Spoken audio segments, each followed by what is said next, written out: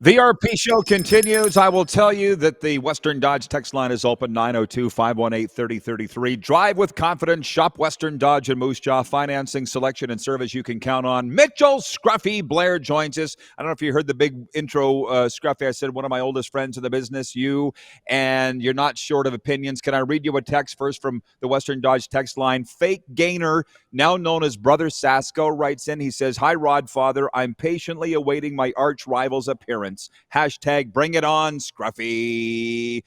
They're excited to see you, my dog. They're excited to see you. Is this 2019? Did we have a pre-show meeting? I'm lost here, buddy. There's no when did pre-show you meeting. learn the word loquacious? Is that what the Florida lifestyle is giving you now?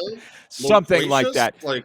Listen, Scruffy, here's the thing, people. He is like Herschel Walker. You can't stop Scruffy. You can only hope to contain him. Here are our topics, Mitch, of the Quick Six show. Here's the topics. Evander Kane, now a Vancouver Canuck, dealt from Edmonton today for a fourth-round pick. Just hang on. Point 2 is week 4 in the CFL. What's Canada's game of the week? We're going to get to that. Also, Luke Wilson under fire. Point 3, the Blue Jays and MLB. The Jays are in a wild card spot, as you know. Point 4, any NFL notes you may find interesting. Point 5, the NBA draft goes tonight. And point 6, randoms, as if anything could be more random than what I just said. What are you globbing onto? Well, right now, obviously, Luke Wilson's comments about the CFL have gotten everybody riled up, whether it be in a good way or a bad way. The best thing about this is that Luke Wilson has people across the country talking about the Canadian Football League. Was Luke Wilson wrong with what he said the other night? No, I don't think he was. If Brett Lather does not miss that field goal, we aren't talking about a great football game.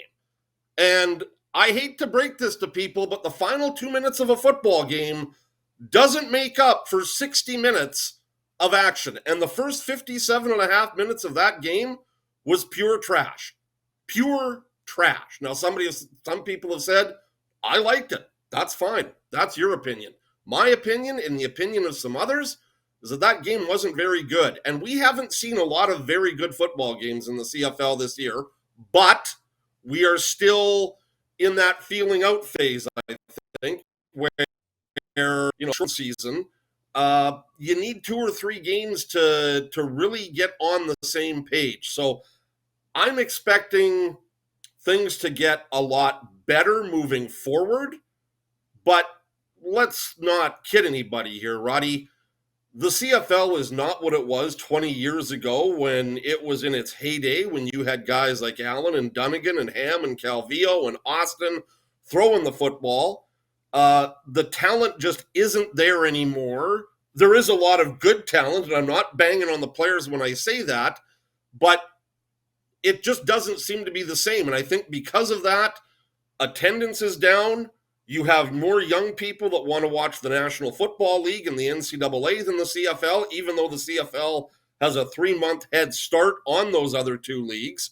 The marketing issue, you and I have talked about that for years. Can someone please tell me why there isn't a CFL player in a corporate campaign in Canada? Chase Brown can do an Advil commercial. We can't get Nathan Rourke doing a commercial. We can't get Trevor Harris doing a commercial. I'm going to stop you for a second. Kevin the Medium has written in, and he will be in your guest spot, in this spot tomorrow from the Hughes Sports Podcast out of Calgary, where they talk primarily BC sports, but also CFL. He says, I need to ask the obvious question, what will help the CFL? So just hang on. I think Mitch was going down that road, but time is limited here, and I do not want to spend it all on the CFL's problems. I said it last hour. If people come here and want to piss and moan about what's wrong with the CFL, you're watching the wrong show. It's a sports talk show. It's not all that.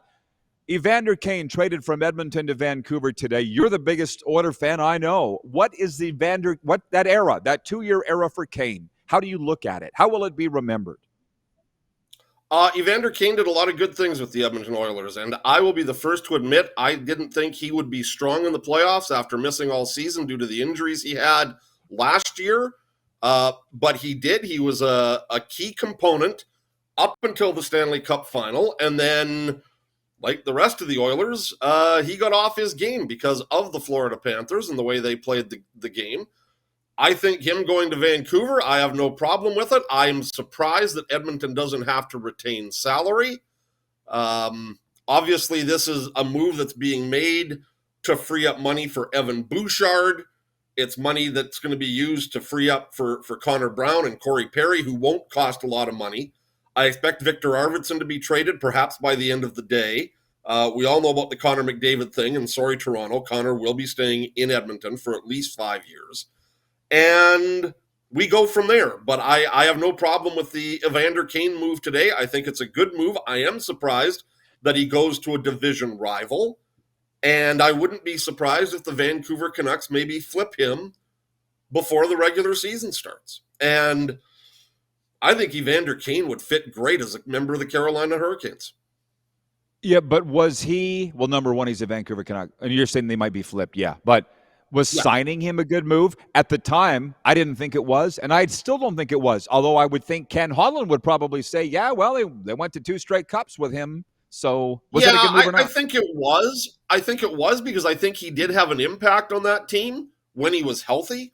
When he wasn't, certainly, as any player, he's not going to play up to his standard. But Evander Kane had a great playoff, and he had a great playoff the year before as well, before he had to basically call it quits because of the injury. Yes, injuries did hurt Evander in his time in Edmonton. You remember he got his wrist slashed, and I think it was Tampa Bay.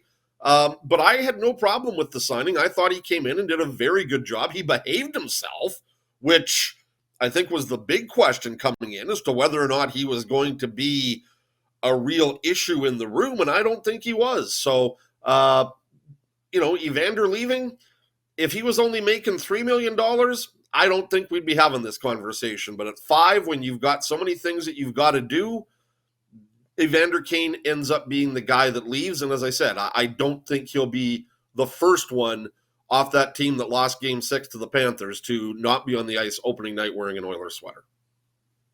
Flip this, and then we're going to have to go back to the CFL. Mark in Melfort writes in, he says the CFL does not do marketing very well. Scruffy is right. We're going to come back on the BC Sask game in a second, but we have a lot of viewers in BC. Examine this from a Canucks perspective. Evander Kane for a 4th. Good move for them or not? Evander Kane is going into his free agent year, so I would expect to have a nice year. The Canucks are going to lose Brock Besser to free agency, so he can maybe different player than Brock Besser, but can still produce. And I think the Canucks are okay with that. And of course, I'd have to take a look at the lineup, but obviously when the Abbotsford Canucks win the Calder Cup, you're going to be bringing some guys up. And the Cup's in Canada, Roddy, but it's the Calder Cup. So, I think it's a good deal for Vancouver. Like I said, if they were to flip him, I'd like to see what they could get for him.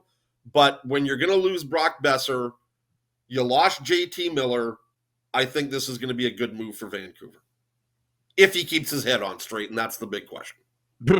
Yeah, no kidding. You said he would you say he behaved himself? As far as we know, he did in Edmonton, I guess, right? From what he has done in past stops. NFL, right, and I think that had he... Hang on, no. We're moving on. All I right. said we got to go fast. Right. 1 year ago, our viewers voted that the top story going into the NFL season was the Kansas City Chiefs three-peat, and as we know, they didn't do it. This year, I'm guessing that Aaron Rodgers to Pittsburgh in his last season, as he announced on Pat McAfee, is the number one story. But maybe I'm wrong. What do you have as the number one story going into the NFL season here? I could care less about Aaron Rodgers and where he's playing football. I'm so tired of Aaron Rodgers. We saw that his time with the Jets was a complete and utter disaster. I can't wait to see Mike Tomlin and Aaron Rodgers go at it, which will happen at some point. The big story to me is the fact that Ben Johnson, the offensive coordinator of the Detroit Lions, who was a team, as you know, had no problems moving up and down the field, leaves the Lions to take over the division rival Chicago Bears And now he is the guy that is guiding Caleb Williams. And everybody thinks that Caleb Williams is going to be the next big thing in the NFL. I'm not so certain of that. And right now, Jaden Daniels is the guy that has that honor. But I think that Ben Johnson going to Chicago and the Bears are trying to build a team around him. I think the Bears are going to make some noise this year. And that's something we haven't heard for a long time. I think that's one of the bigger stories going in. And also the fact that the Cincinnati Bengals, who have always been on the cusp and got to the Super Bowl a couple of years ago, but they managed to keep both Jamar Chase and T. Higgins to contracts. And in a very tough division where you've also got the Baltimore Ravens, it's going to be very interesting to see just how that division pans itself out this year as the Ravens and Bengals go at it. Your wife, Mrs. Scruffy, told me that you have a small-sized statue of Pete Carroll on your nightstand right beside your bed because of his time in Seattle. That's gone now. Oh, no, it is? Gone now. What'd you replace it with? That's gone now. Nothing. I think there's maybe a Connor McDavid. You're waiting. Yeah, McDavid one. Okay. Is Pete Carroll going to weave that same Seahawk magic, but in Vegas? John Ryan yesterday said he thinks they're going to win 11, 12 games. Not with Geno Smith as the quarterback. He's not. I don't think the Raiders are going anywhere this year. I think the Raiders in that division, I think Denver's a better team than the Raiders. I think Kansas City obviously is a better team than the Raiders, and the Chargers might be a better team than the Raiders. I just don't see that. And being a Seattle fan, I wasn't a big fan of Geno Smith, and I love the fact that Sam Darnold is there, hoping he can do what he did last year with the Vikings. But I'm not sold on the Vegas Raiders, and just the fact that Pete Carroll is there, that means nothing to me. Is that right? Okay. Yeah. Totally. Pete Carroll, love what he did for the Seahawks. Wish he would have ran the ball in the Super Bowl from the 1 yard line instead of trying to make Russell Wilson the hero, but that's another story for another time. Okay, well, let's just stay in the Pacific Northwest for a second. I feel like those viewers are going to be loving you up there here on Game Plus, where we're carried in Oregon and Washington State on TDS cable. Mitchell Blair is a quote machine. You're all finding it out right now. And I told you, Mitch, we're under new ownership. We're under new management. Everything's new here at the RP Show. Nobody knows, but now you know. But the Seahawks have Sam Darnold there and Cooper Kupp. Second year, I think, right, under their coach McDonald. It's a big change up there. Yep. What do you see in 2025 for them? I see a team that will probably compete for a playoff spot again.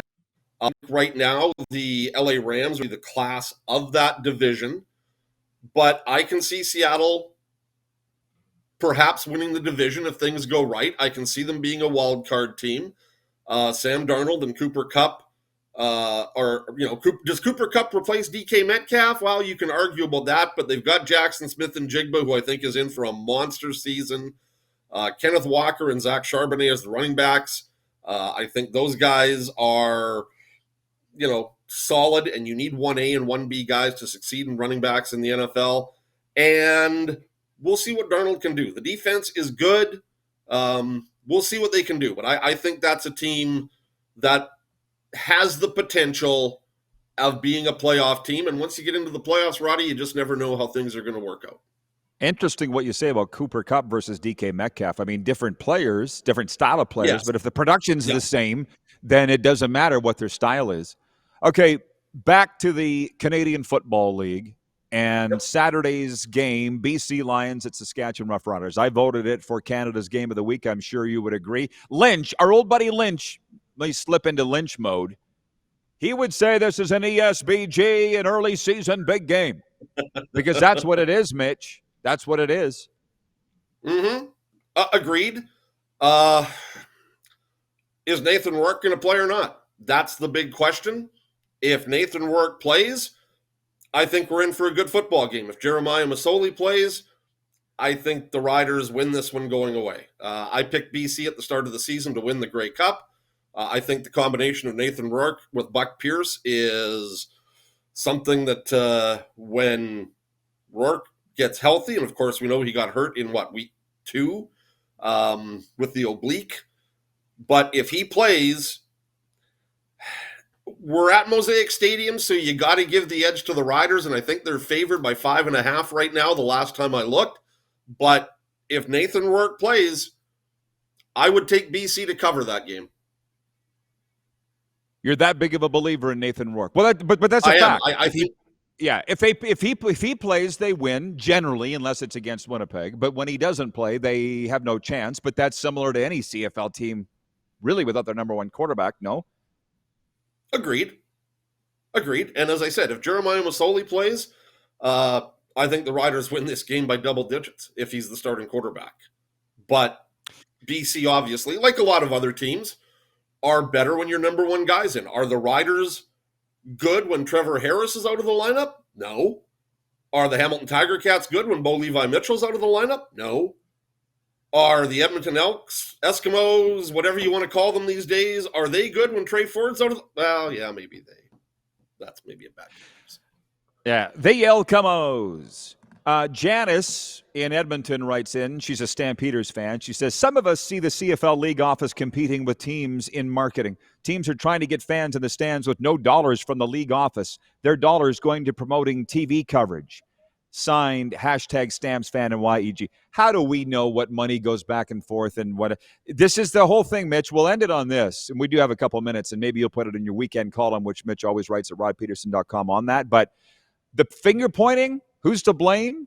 All the excuses, to me, it's over. Unless we sit here and go, which I kind of am, if COVID doesn't kill the CFL, nothing will. So I don't really care. I just want to watch the games. I don't know why this is always a topic. Yeah, I do too. And I do enjoy watching the games. And, you know, the TCasts are not as bad as people think they are. People here in Saskatchewan can't stand Glenn Suter, and I don't understand that. Suter's so negative. Well, no, he's not. And if you'd actually watch the game and take a good view at it, you'd see he's not. And if you don't like Glenn Suter, then here's an idea. It's like people, when they got mad that Jack Michaels and Louis DeBrusque weren't going to do the Stanley Cup final because Cuthbert moved in, which was obvious because he was the number one guy, him and Craig. If you don't like hearing them, then mute the game and listen to the radio call. Because all you want is somebody who's going to just basically blow smoke up your you-know-what and be favorable towards the team that you cheer for. So listen to the radio call where you're going to get that complete biased view. And you know what I'm talking about, Rod, because we used to be a part of that. What did you say is going to be the next slogan on Saskatchewan's license plates? Can you fill everybody in on that? We're going to bitch about today. Welcome to Saskatchewan. What are we going to bitch about today? Wayne in BC writes, and he says, as I remembered, Scruffy is a great guest and analyst, especially on football. So you've got at least one fan out there, Scruffy. Wayne in Victoria, BC says, you killed it as he remembered. I knew you would, Mitch. We got 40. Well, you got 15 seconds left, maybe 30. Any last words from you? Good talking to you again. Yes. Can we count on you doing this again? We might be able to do it a time or two. Okay, sounds good. Don't exit out just yet, everybody. 902-518-3033 is the Western Dodge text line. We've got a sports update coming up and viewer takeover the rest of the way, right up until the top of the hour. Whatever you would all like to talk about. Bye, Scruffy. Great job. Great to see you as always. You're watching the RP Show live on Game Plus Television, streaming live, and of course, found on all major podcast platforms.